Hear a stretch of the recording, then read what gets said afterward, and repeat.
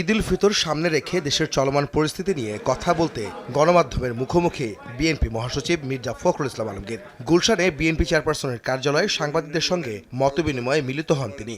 বক্তব্যে উঠে আসে ডক্টর ইউনূসের চীন সফর, আগামী নির্বাচন, আওয়ামী লীগের বিচার সহ নানা বিষয়। কিছু আলোচনা হয়েছে, নিঃসন্দেহে যেটা পজিটিভ হবে বলে আমার মনে হয়।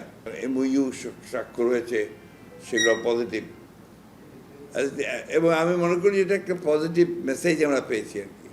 সরকার প্রধানের চীন সফরকে ইতিবাচক হিসেবে দেখলেও নির্বাচন নিয়ে ডক্টর ইউনূসের বক্তব্যে সুনির্দিষ্ট রোডম্যাপ না থাকায় হতাশা প্রকাশ করেন বিএনপি মহাসচিব। বলেন, সংকট সমাধানে নির্বাচনই একমাত্র পথ। পট করে যখন উনি বললেন যে এটা ওনার বক্তব্যের মধ্যে যে ডিসেম্বর থেকে জুন মধ্যে হতে পারে, উই ওয়ার ফ্রাস্ট্রেটেড।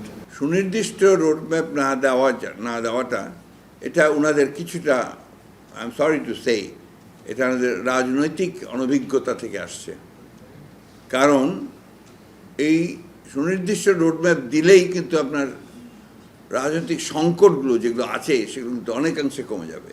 বিএনপির জনপ্রিয়তার ভয়েই কেউ কেউ জাতিকে বিভ্রান্ত করছে, এমন দাবি করে মির্জা ফখরুল বলেন, বিএনপি সহ লিবারেল পার্টিগুলোকে বাধাগ্রস্ত করা হলে উত্থান ঘটবে জঙ্গিবাদের। উদ্দেশ্য একটাই, বিএনপিকে আপনার মেলাইন করার চেষ্টা করা।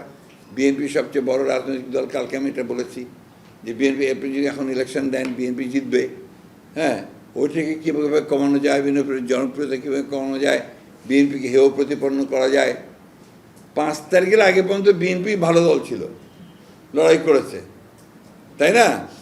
5 তারিখের পরে বিএনপি খারাপ দল হয়ে গেছে। আজকে যদি লিবারেল পার্টিগুলোকে যদি আপনার সুযোগ কম দেওয়া হয়, তাদেরকে যদি আপনার আটক করে দেওয়া হয়, তাহলে কিন্তু জঙ্গিবাদের উত্থানের যথেষ্ট সম্ভাবনা আছে। সরকারের কোনো উপদেষ্টার নিরপেক্ষতা নিয়ে প্রশ্ন তুলে বিএনপি মহাসচিব দাবি করেন, সংস্কার ও নির্বাচনকে মুখোমুখি করে ভোট পেছানোর ষড়যন্ত্র করছে একটি মহল।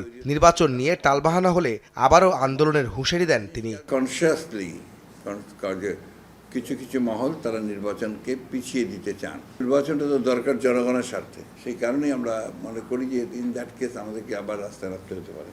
আওয়ামী লীগের রাজনীতি নিষিদ্ধের বিষয়টি জনগণের উপর ছেড়ে দিয়ে বিএনপি মহাসচিব গণহত্যার জন্য জড়িতদের দ্রুত বিচারের আওতায় আনার দাবি জানান। আওয়ামী লীগ রাজনীতি করবে কি করবে না, এই সিদ্ধান্তটা নেবে জনগণ। আহমেদ সালেহীন, সময় সংবাদ, ঢাকা।